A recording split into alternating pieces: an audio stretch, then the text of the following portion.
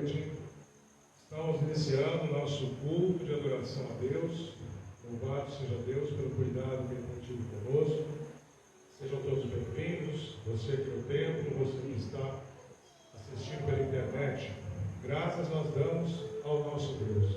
Vamos começar lendo um salmo, o versículo do Salmo 18, o verso 30 do Salmo de número 18.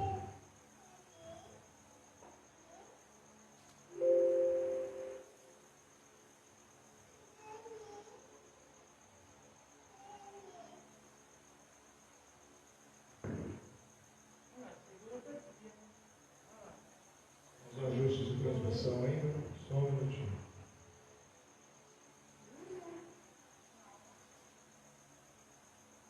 Salmo de número 18, verso 30, diz assim: o caminho de Deus é perfeito, a palavra do Senhor é confiável. Ele é escudo para todos os que nele se refugiam. Amém.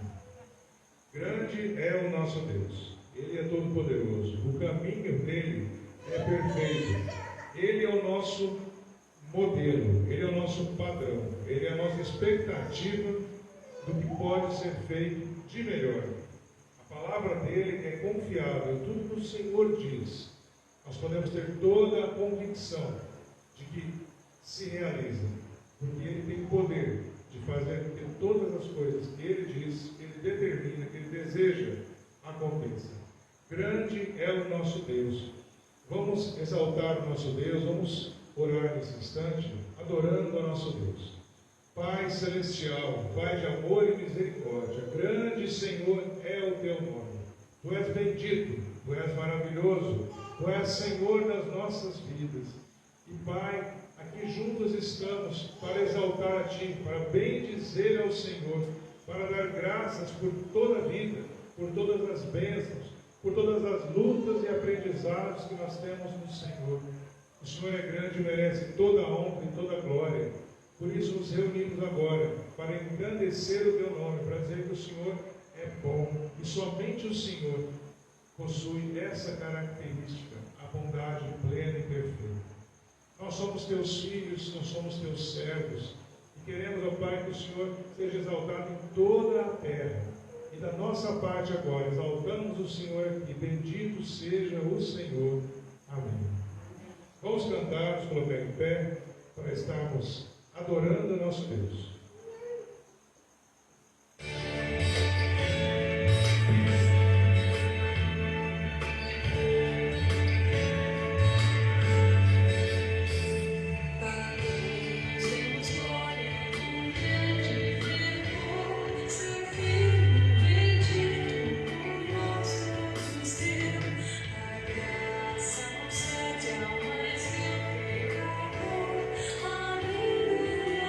Aleluia,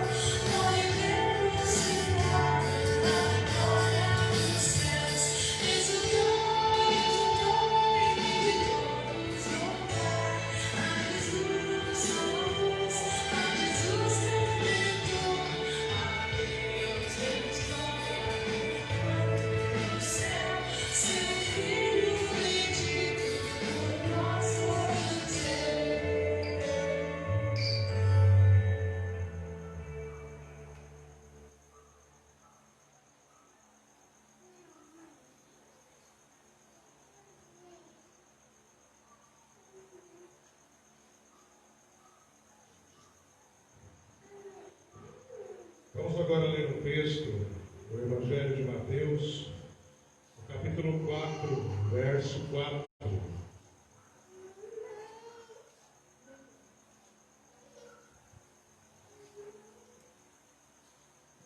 Jesus, quando era tentado no deserto, em seu ministério aqui nessa terra, ele respondeu ao diabo uma de suas tentações.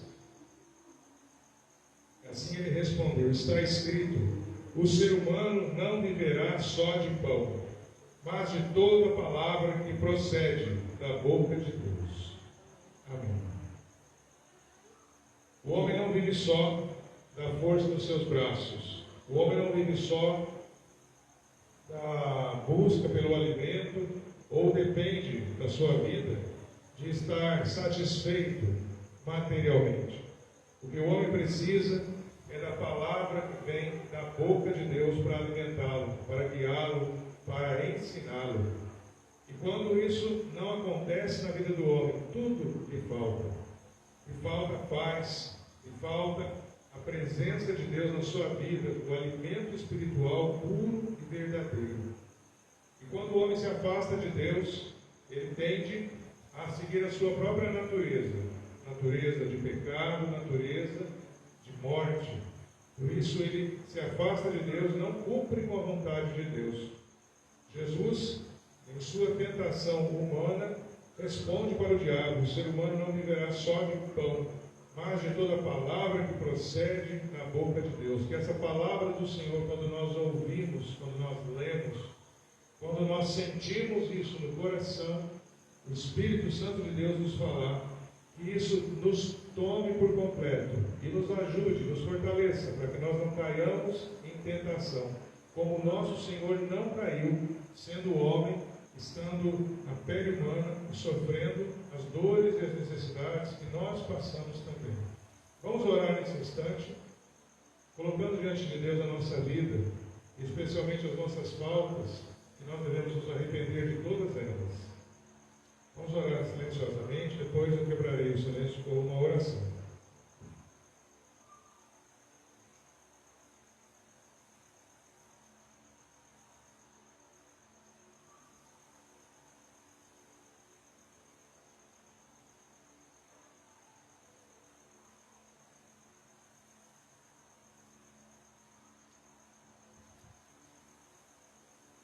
Pai misericordioso, cá estamos juntos, ó Deus, nesse instante, em oração, adorando e bendizendo ao Senhor. E nesse instante, ó Pai, que nos vemos na Tua presença, olhamos para nós, vemos o quão pequenos e o quão, Senhor, insatisfeitos nos fazemos tantas vezes diante da Tua graça, da Tua misericórdia. E assim nós nos afastamos da Tua vontade. Senhor, queremos declarar aqui agora o nosso arrependimento, para que o perdão que o Senhor nos deu tenha sentido na nossa vida, tenha sentido na nossa mente e no nosso coração. O sacrifício de Jesus na cruz para nos libertar das forças do pecado e para nos libertar do resultado do pecado, que é a morte. Ele faz eco na nossa vida quando queremos nos afastar dele e queremos estar próximos do Senhor. Queremos estar afastados de todo e qualquer pecado, toda e qualquer desobediência ao Senhor, Pai. Que o nosso coração esteja limpo. Por isso pedimos que o Senhor venha, Senhor, nos limpar, nos purificar, nos deixar leves para estarmos mais próximos do Senhor. E assim, alimentados pela Tua presença santa, possamos caminhar nessa terra, adorando ao Senhor e servindo ao Senhor. Exaltado seja o Teu nome. Recebe as nossas orações, recebe o nosso arrependimento, em nome de Jesus. Amém. Louvado seja o nosso Deus. Vamos colocar em pé e vamos louvar o nosso Deus, bendizer o nosso Deus.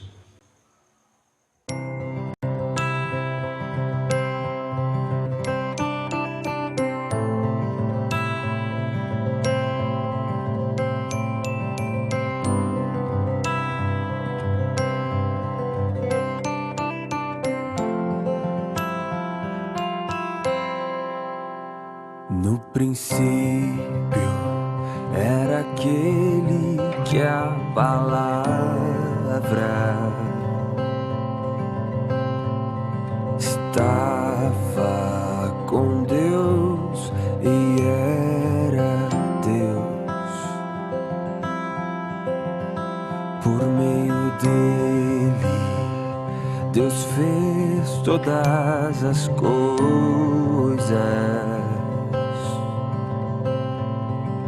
Nada existiria se não fosse por Ele.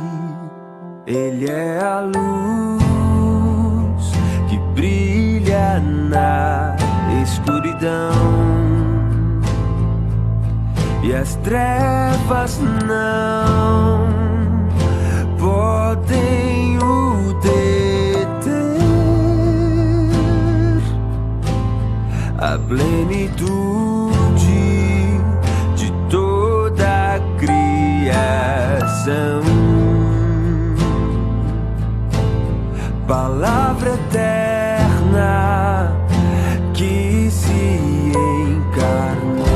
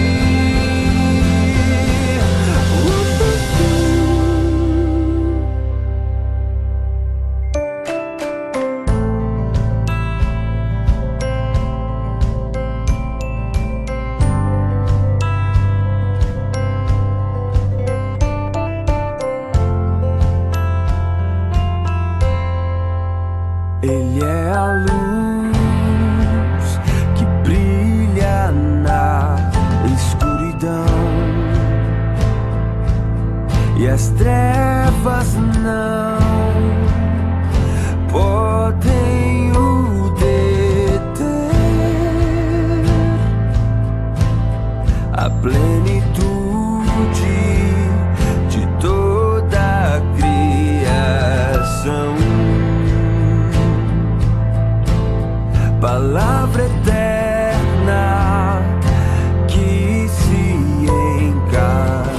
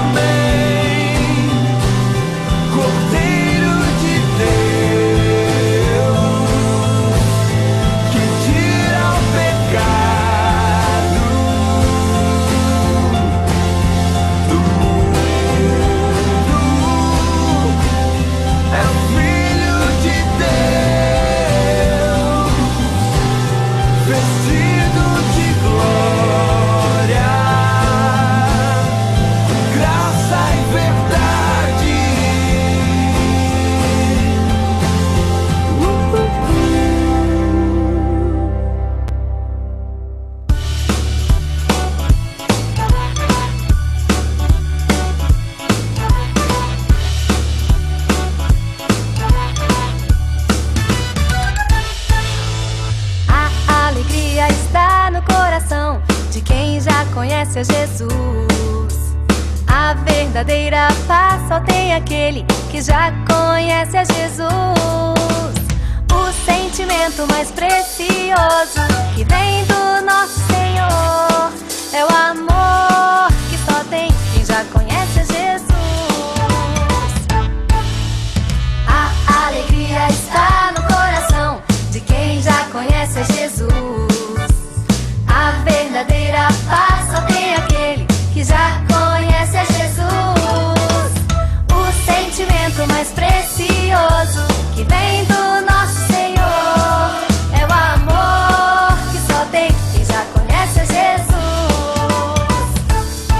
Posso pisar numa tropa e saltar as muralhas, aleluia, aleluia.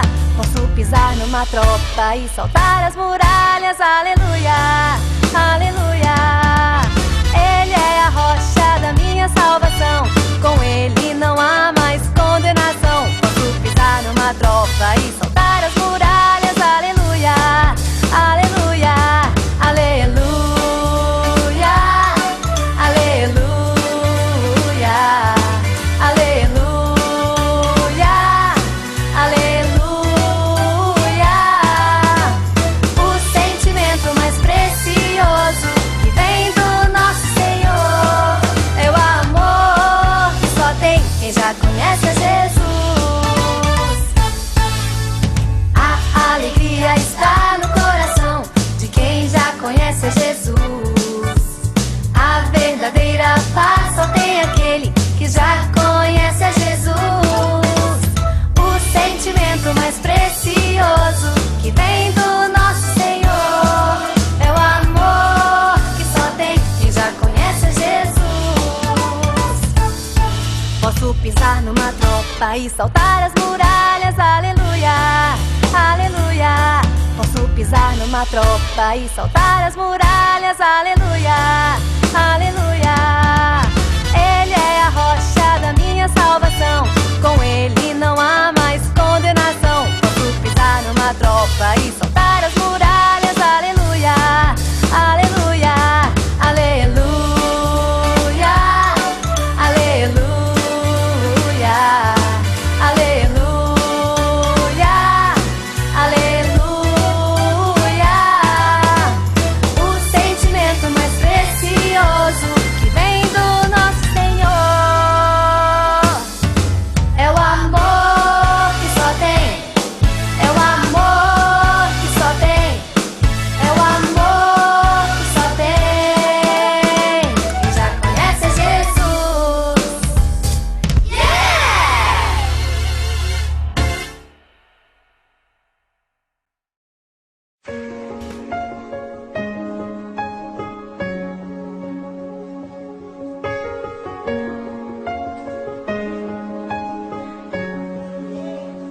Tu és o Deus dessa terra, tu és o rei desse povo, és o Senhor da nação. Tu és a luz desse mundo, esperança para os perdidos.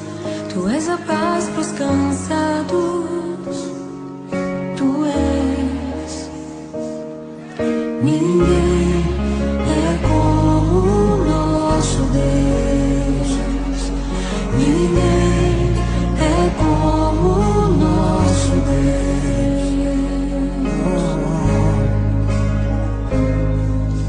Grandes coisas estão por vir, grandes coisas vão acontecer nesse lugar.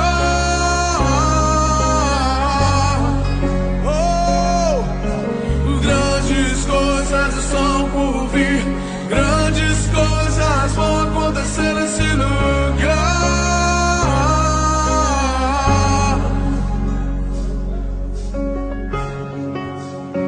Tu és o Deus dessa terra, tu és o rei desse povo, és o Senhor da nação.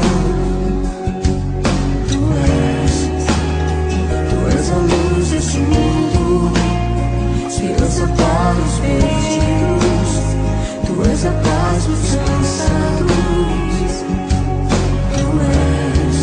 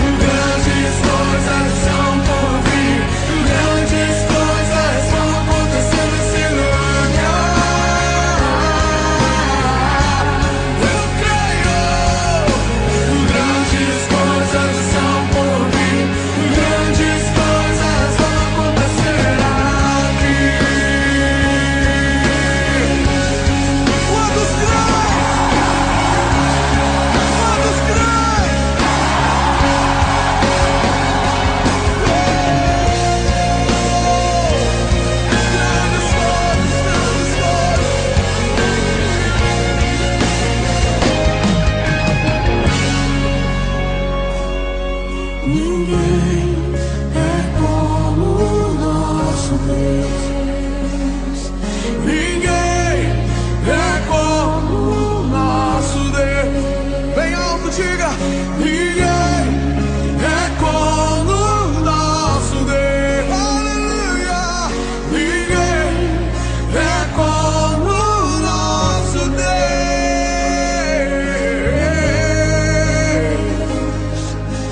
Grandes coisas estão por vir, grandes coisas vão acontecer nesse lugar.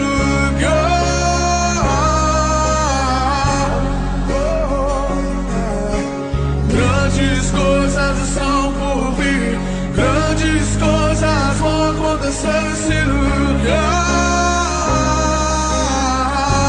Eu creio.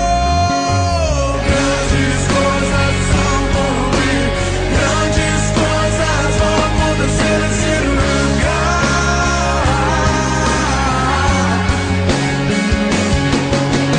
Grandes coisas estão por vir, grandes coisas vão acontecer aqui. Aleluia! Grandes coisas.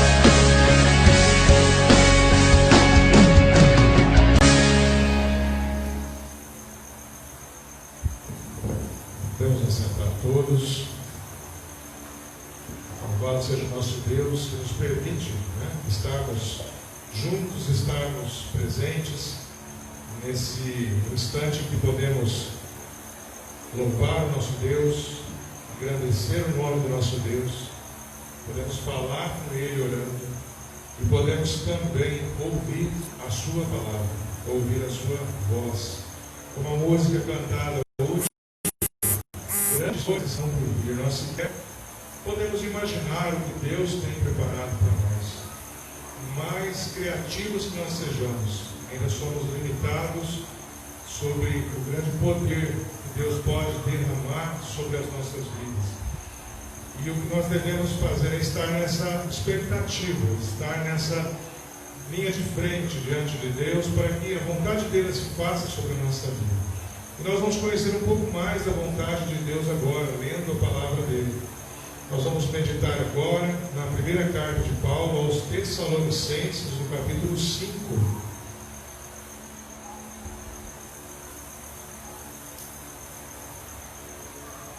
Primeira Tessalonicenses, capítulo 5, nós leremos os versos 12 até o 24. Primeira Tessalonicenses 5, dos versos 12 ao 24. Diz assim a palavra do Senhor: Irmãos, pedimos que vocês tenham em grande apreço os que trabalham entre vocês, que os presidem no Senhor e os admoestem. Tenham essas pessoas em máxima consideração, com amor, por causa do trabalho que realizam. Vivam em paz uns com os outros. Também exortamos vocês, irmãos, a que admoestem os que vivem de forma desordenada, consolem os desanimados, amparem os fracos e sejam pacientes com todos. Tenham cuidado para que ninguém retribua aos outros mal por mal. Pelo contrário, procurem sempre o bem uns dos outros e o bem de todos. Estejam sempre alegres, orem sem cessar. Em tudo deem graças, porque esta é a vontade de Deus para vocês em Cristo Jesus. Não apaguem o Espírito, não desprezem as profecias. Examinem todas as coisas, retenham o que é bom, abstenham-se de toda forma de mal. O mesmo Deus da paz os santifique em tudo, e que o Espírito, a alma e o corpo de vocês sejam conservados íntegros e irrepreensíveis na vinda do nosso Senhor Jesus Cristo. Fiel é aquele que os chama, o qual também o fará. Amém. Vamos orar. Ó Deus amado, agora que lemos a Tua palavra, precisamos, ó Deus, que o Teu Espírito Santo clareie a nossa mente e o nosso coração, para que essa palavra entre nas nossas vidas, penetre no mais íntimo de cada um de nós e transforme tudo, Senhor, que precisa ser transformado. Que a Tua palavra nos fortaleça e nos complete na Tua presença agora, em nome de Jesus. Amém. Amém. Esse texto, que traz muitas versões da Bíblia como conselhos finais dessa primeira carta de Paulo aos Tessalonicenses, ela mostra para nós a palavra de Deus, muitas vezes em oposição, em comparação aos conselhos do mundo. Nós vemos que Paulo, quando está falando, ele já está conversando com os Tessalonicenses, ansioso para que eles continuem firmes nessa fé no Senhor, que eles continuem convictos de que estão fazendo a vontade do Senhor. Ele ainda assim insiste em repassar conselhos àquela igreja, àquela comunidade de cristãos. E ele começa falando nesses conselhos para que os irmãos tenham em grande apreço os que trabalham entre eles. Ter apreço pelos que servem está em oposição a uma infeliz prática dos tempos modernos, que é o desprezo pelas pessoas, desprezo pelo trabalho das pessoas, a não valorização. E aí não só do patrão, não só daquele que contrata o serviço e paga o empregado, não somente essa desvalorização, mas muitas vezes aquele que é servido, ele não vê o valor e o esforço daquele que está prestando um serviço para ele. E não precisa ser separado em serviço público ou serviço contratado, serviço particular. Há uma falta de respeito, de valorização do indivíduo nos dias de hoje. E isso gera muitas vezes briga, descontentamento, confusão. Paulo ainda fala que os que presidem no Senhor também sejam tidos em grande apreço. Os que presidem, os que governam, os que dirigem, são muitas vezes desrespeitados nas suas atribuições, nos seus cargos que ocupam. Fala ainda daqueles que admoestam, aqueles que aconselham, aqueles que direcionam, que dão importância às coisas que estão acontecendo com as pessoas. E muitas vezes o que o mundo mostra é que se valoriza mais tutoriais encontrados na internet, escritos por pessoas que não se conhecem, do que conselhos de parentes, pessoas mais velhas, de amigos, ou de pessoas que demonstram real interesse pelo bem de cada um. Nós temos conselhos de Paulo, então, bastante simples, bastante óbvios, mas que nos dias de hoje, totalmente confrontados ou opostos ao que costuma acontecer normalmente. Ele ainda fala: vivam em paz uns com os outros.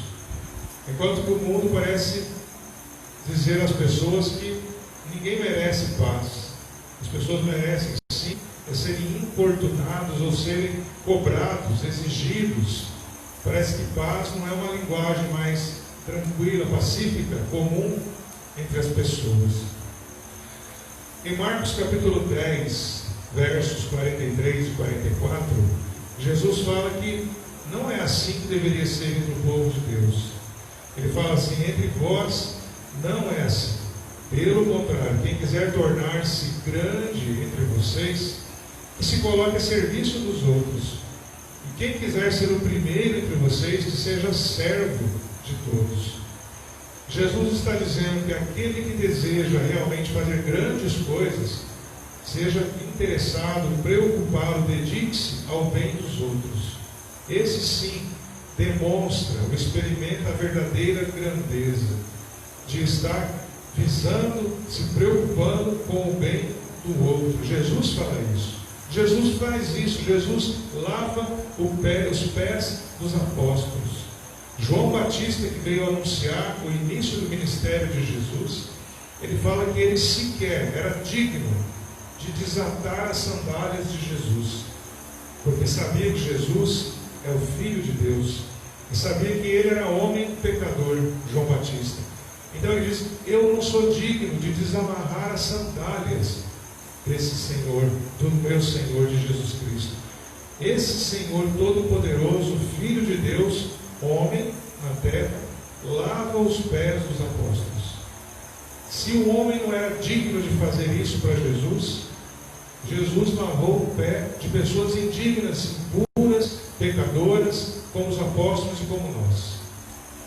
Então, quando Paulo exorta a igreja, que nós devemos ter realmente apreço pelos outros, nos importar pelos outros, não é uma coisa particular de Paulo, mas ele está obedecendo claramente a voz do Senhor Jesus.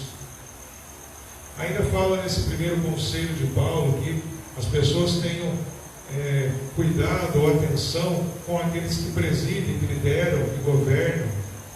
Também não são apenas os governantes públicos, mas as pessoas que estão em condição de autoridade, de direção, numa escola, os diretores, os coordenadores, os professores são autoridades perante os alunos. Já houve tempos que isso era mais comum. Hoje parece que não se tem mais essa mesma visão, ou esse mesmo trato, esse mesmo tratamento para com eles. E nós seguimos toda a linha de hierarquia que começa dentro de casa, os filhos para com os pais presidem a casa, dirigem a casa, governam a casa.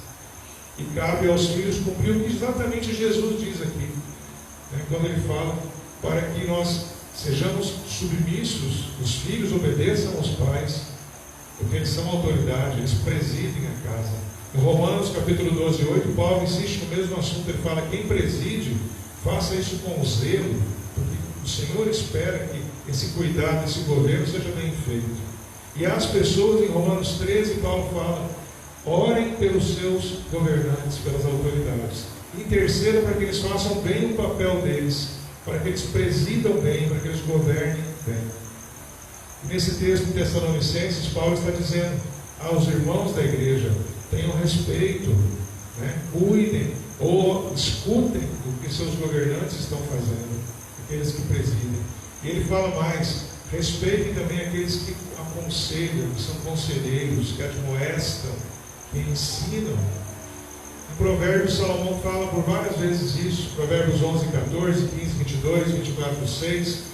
Em suma, ele fala a mesma coisa: onde há conselheiros, e esses conselhos dados são ouvidos, ele fala lá que há segurança para o povo, sucesso e vitória para quem escuta esses conselhos dos conselheiros.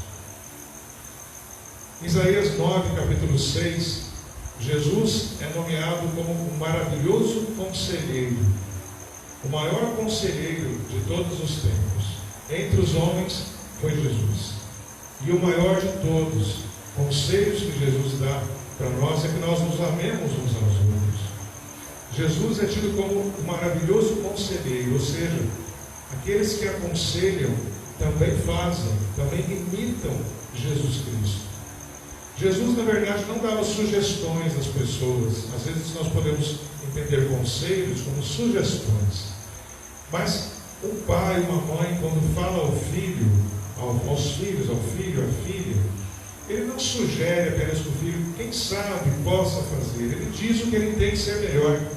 O conselho dado não é um mero item a ser avaliado pelos filhos, mas é um resultado de uma experiência de vida. E é já o resultado que se pretende aplicar na vida desses filhos. E Jesus então não deu sugestões para as pessoas. O maravilhoso conselheiro que Jesus foi alguém que disse a verdade. Porque ele teve prova, ele era a verdade, ele era o caminho. Então as coisas que Jesus mostrou para nós e mostra não são alternativas, uma ou outra forma de fazer. Ele diz exatamente o que nós devemos fazer. Isso é o conselho. É esse conselho que Paulo está dizendo aos Tessalonicenses que deve ser prestado atenção, que deve ser valorizado. E ainda quando ele fala, vivam em paz, falando de Jesus, Isaías ainda fala a mesma coisa de Jesus. Dentre os nomes que Jesus receberia, Jesus foi o príncipe da paz. Jesus foi o Senhor dos senhores, é o Senhor dos senhores, e o príncipe da paz. Aquele que traz a verdadeira paz, como o próprio Jesus diz, que não traz a paz como o mundo interpreta, ou como o mundo diz ser. Ele traz a paz que separa o joio do trigo. Ele traz a paz que mostra o certo e o errado. Jesus, ele realmente é a perfeição em relação à paz. Ele traz ele tira toda a dúvida, ele nos permite caminhar com segurança na trilha correta. E mesmo que essa trilha seja difícil, mas se é o melhor caminho, é por lá que temos que traçar os nossos passos. Os conselhos de Paulo para Tessalonicenses aqui, para os Tessalonicenses e para nós hoje, mostram que, na verdade, nós devemos seguir os passos, os ensinos de Jesus. Ele fala que nós devemos ter respeito pelas pessoas que servem, ter cuidado com aqueles que presidem, aqueles que dirigem. Nós passamos por eleições agora, e cada um de nós teve a sua forma de escolher, votou, alguns sequer votaram, mas de uma maneira ou outra, todos os governantes foram eleitos. Agora são eles as pessoas que estão lá nos cargos de direção.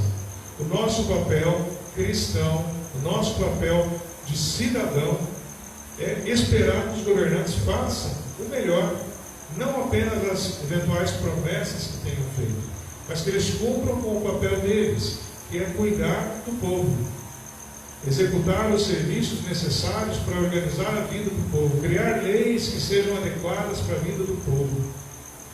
Eles cuidem também mutuamente dessa administração, de forma que os recursos sejam bem usados. E nós esperamos que isso aconteça. Temos que desejar que isso aconteça. Não podemos esperar que os governantes errem, porque o prejuízo será nosso.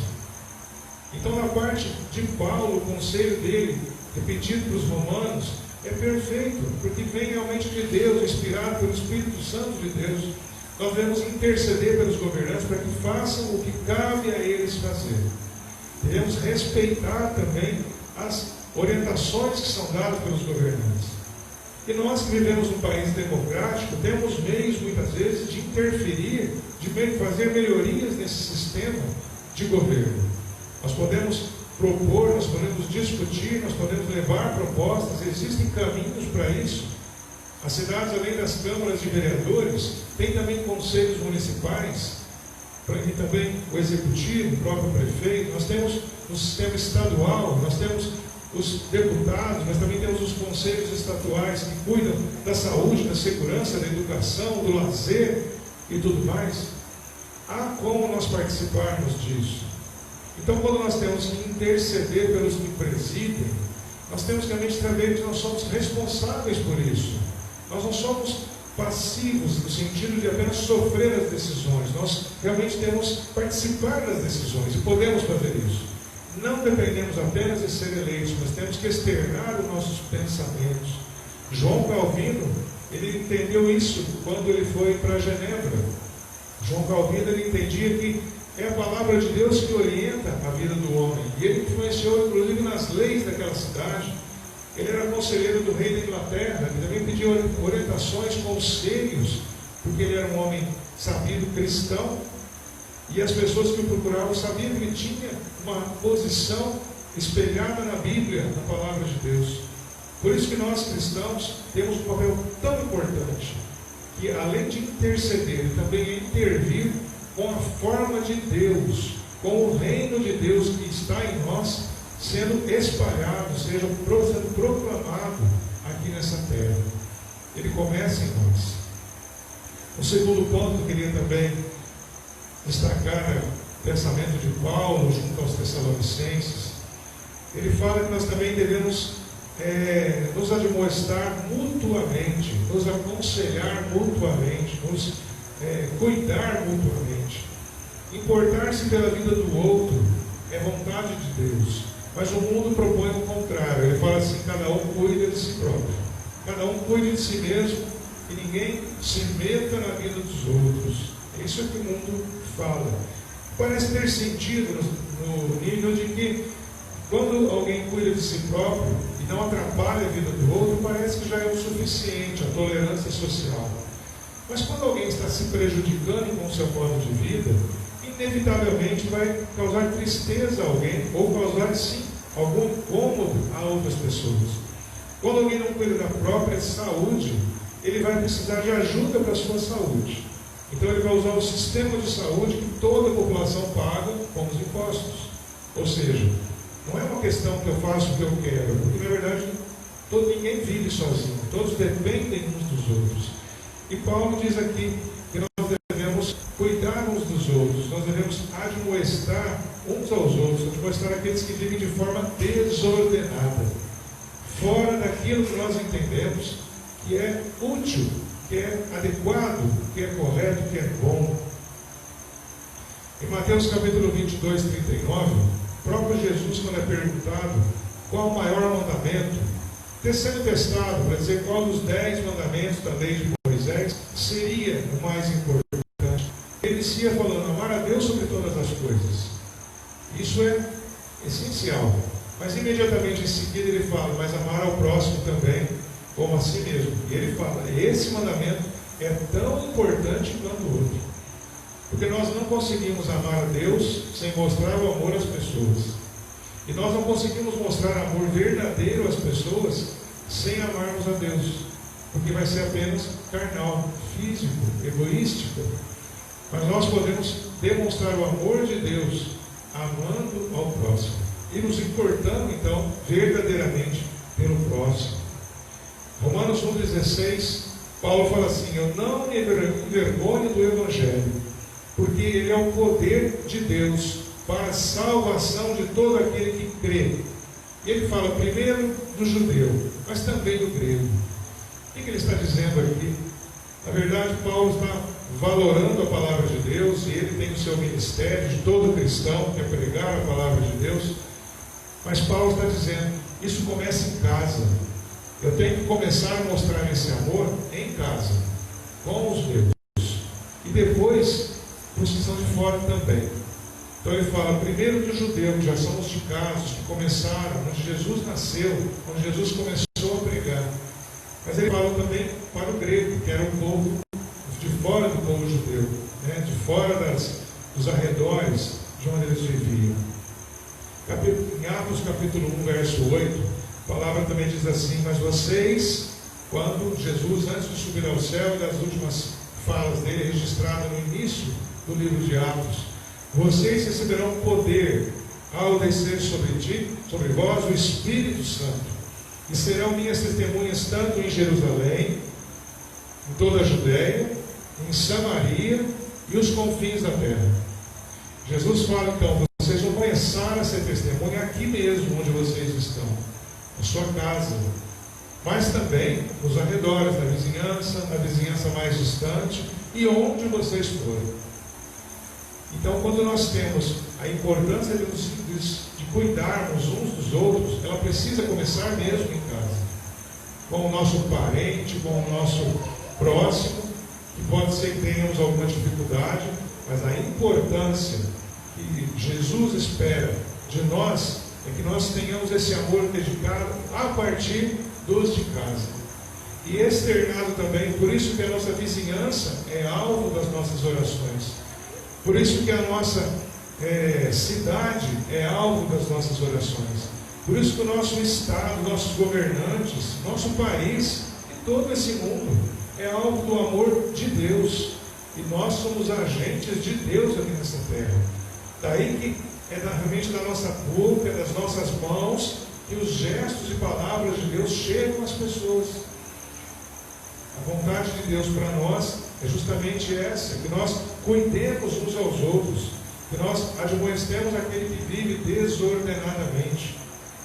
Esse individualismo atual, contemporâneo, que nós convivemos, ele diz que cada um faz o que quer. Mas isso é um grande prejuízo, porque ninguém faz o que quer sem consequências.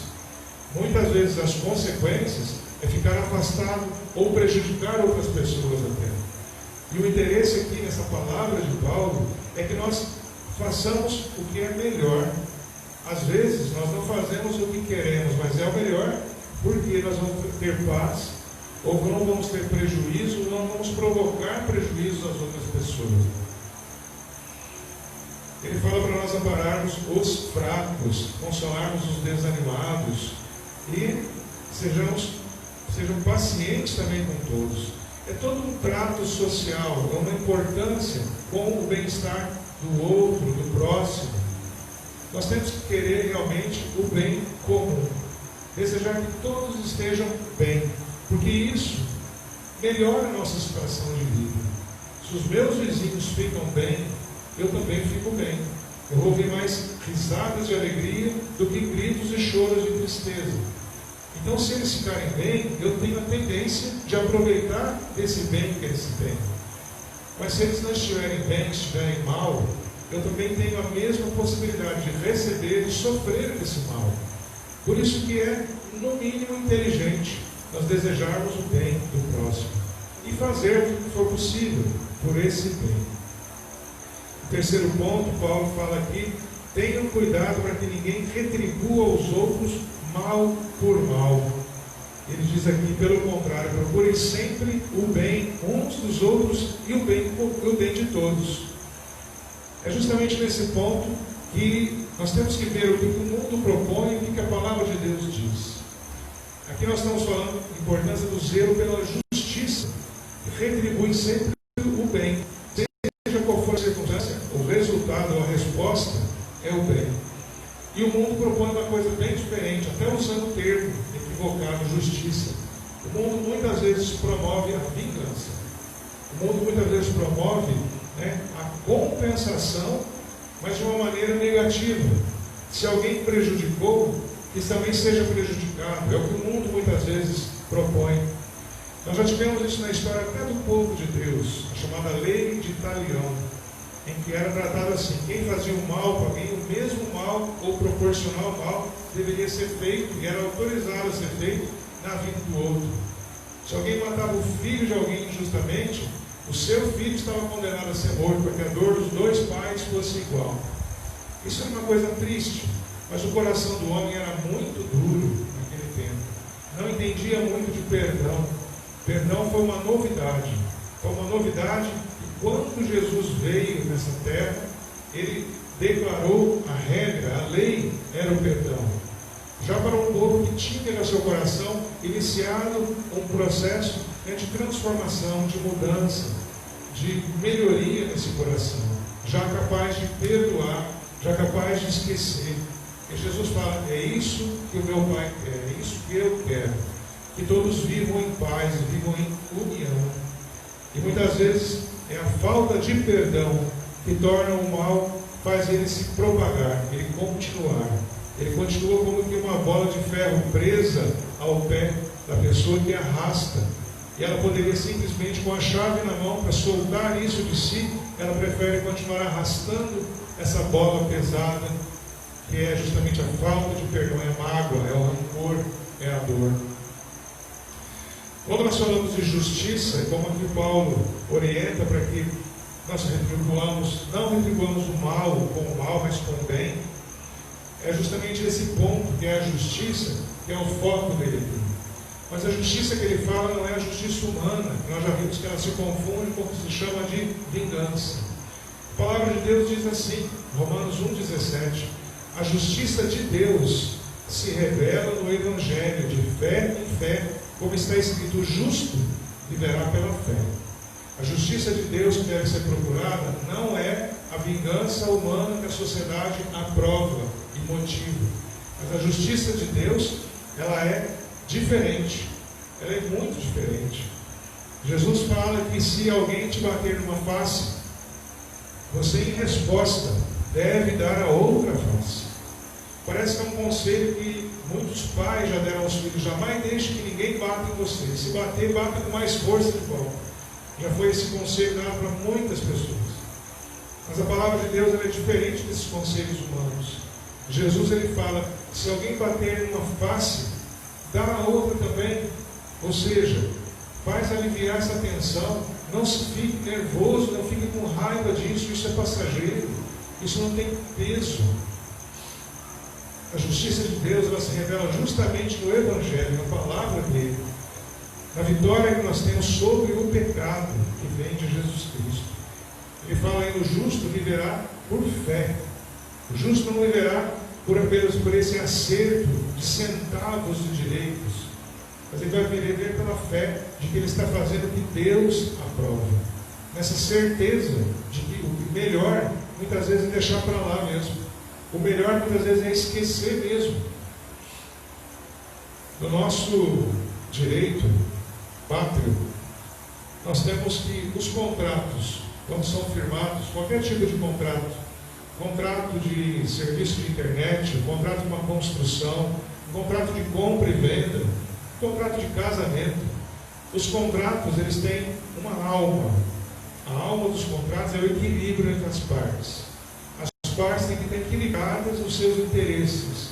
O quanto vai custar deve valer o que vai ser oferecido, o bem que vai ser oferecido, ou o serviço que vai ser oferecido, ou a companhia do casamento, de viver juntos a vida toda, o contrato, como diz. A alma do contrato na lei já é que as partes não se prejudiquem, que elas fiquem equilibradas nos seus valores, nos seus interesses. Já no direito penal, a gente busca conhecer a vontade do agente, ou seja, o volitivo. O que a pessoa sentia na hora e o que levou ela a fazer aquele ato, tratado muitas vezes como crime. Veja que tanto num caso quanto no outro, a justiça, ela preza esses elementos, o equilíbrio das partes ou as motivações das partes. O que levou um a agir daquela forma, a dar um tapa na cara do outro, né? Ou a descontratar uma coisa que foi combinada. Por que não deu certo, então, o que foi combinado? A justiça vai visar essa descoberta, entender isso. Mas Deus, Ele sabe tudo o que aconteceu. Ele sabe todos os sentimentos. Deus conhece todos os anseios e todas as circunstâncias que aconteceram. A justiça vai tentar buscar informações, vai colher algumas informações. Muitas vezes, ou talvez sempre, ela vai fazer falha, porque ela não vai conseguir ver todo o universo de coisas que aconteceu entre as pessoas envolvidas no assunto, numa ação. Tanto nos contratos, quanto nas questões da vontade, nas questões penais ou criminais. Nunca vai ser enxergado. Por que uma briga, uma batida de trânsito levou à morte de alguém? Quais foram as motivações? O que aconteceu na vida de cada um? A justiça não vai conseguir assistir todos os eventos acontecidos entre essas pessoas. Mas Deus vai. Por isso a justiça de Deus é perfeita. Ela sim consegue equilibrar e saber exatamente o ponto de cada pessoa, de cada vontade, de cada interesse. Em Isaías capítulo 9, verso 7, fala que Jesus, aquele que viria e veio, ele estenderá o seu governo e haverá paz sem fim sobre o trono de Davi e sobre o seu reino, para estabelecer e para o firmar com juízo e justiça, desde agora e para sempre. O zelo do Senhor dos Exércitos fará isso. É vontade de Jesus que a verdadeira justiça aconteça. E a justiça de Deus, ela não preza por esse acerto centavo por centavo de direito no limite dos juros que são devidos, como hoje a lei humana permite fazer. Deus está muito além disso. A justiça de Deus é muito superior à justiça humana.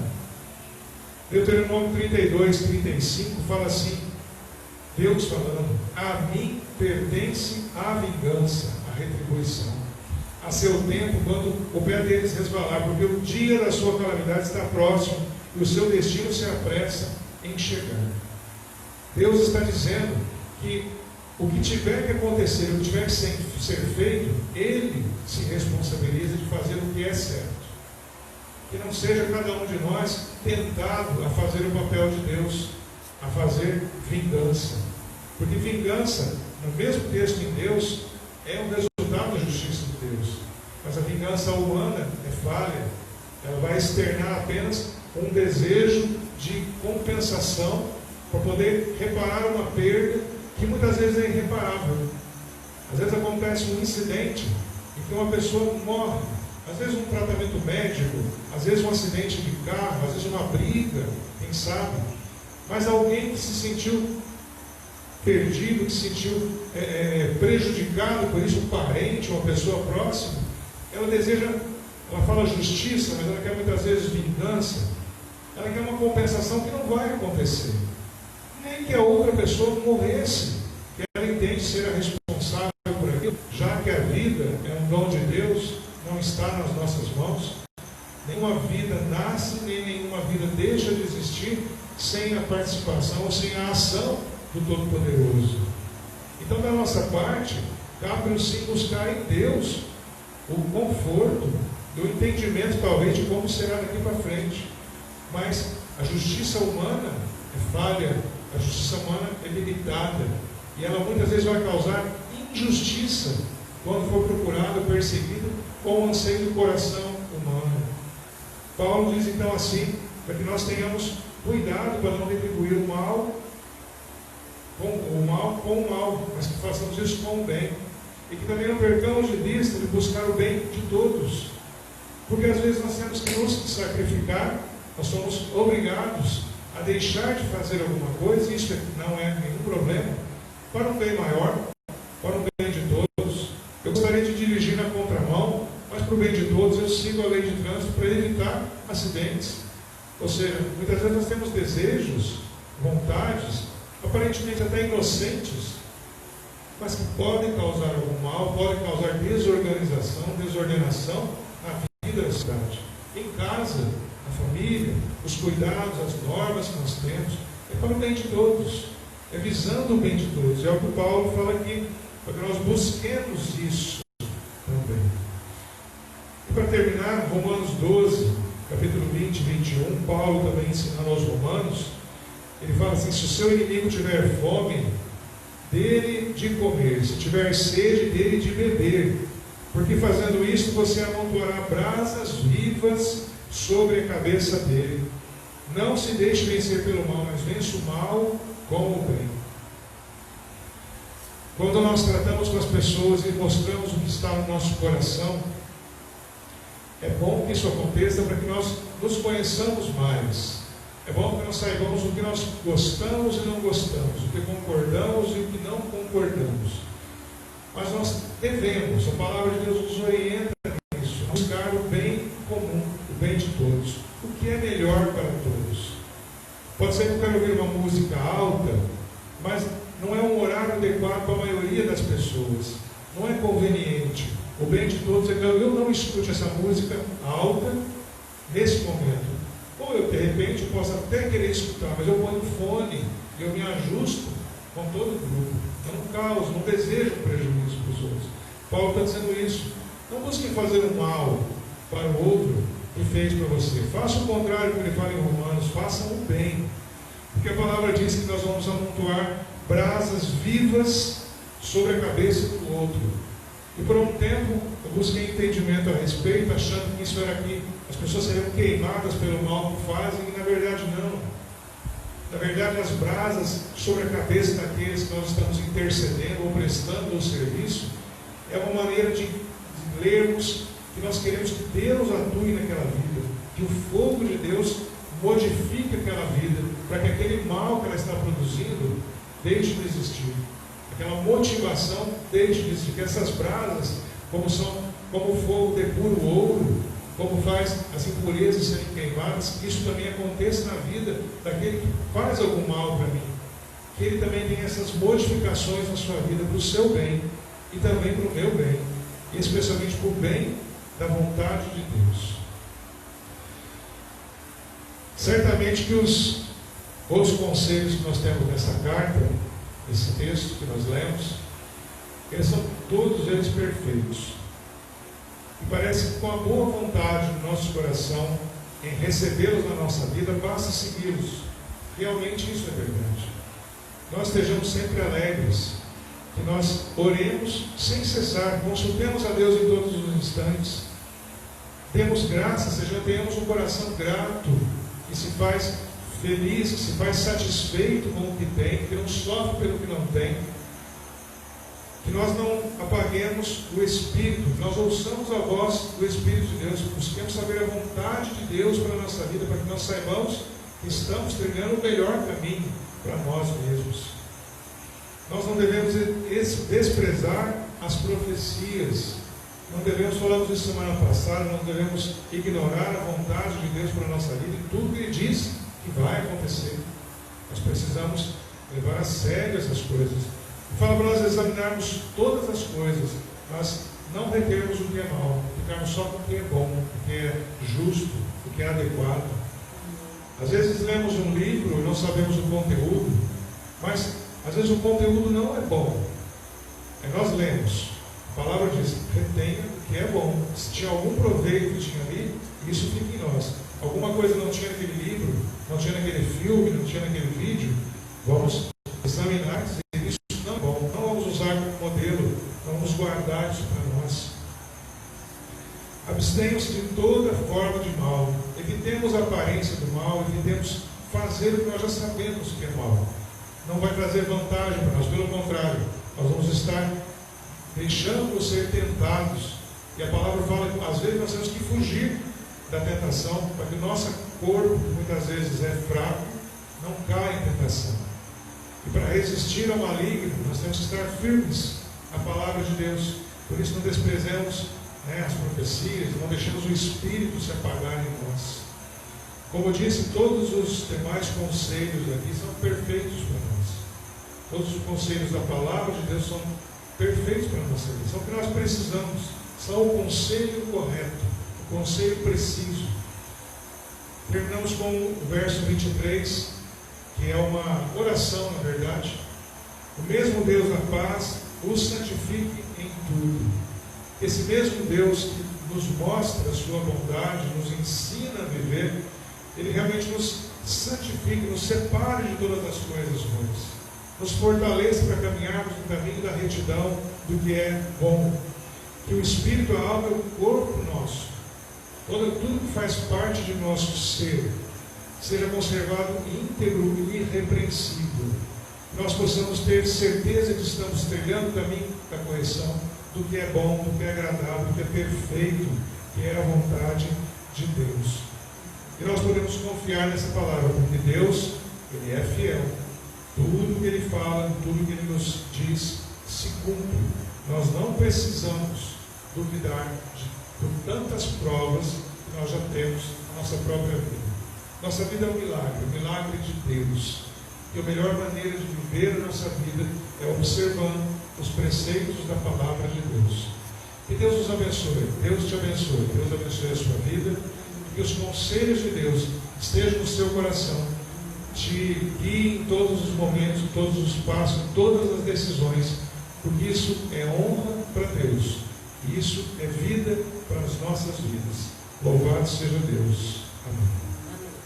Vamos colocar em pé, eu vou estar orando e estaremos encerrando o nosso culto de adoração a Deus. Pai Celestial, o Senhor é bondoso e misericordioso.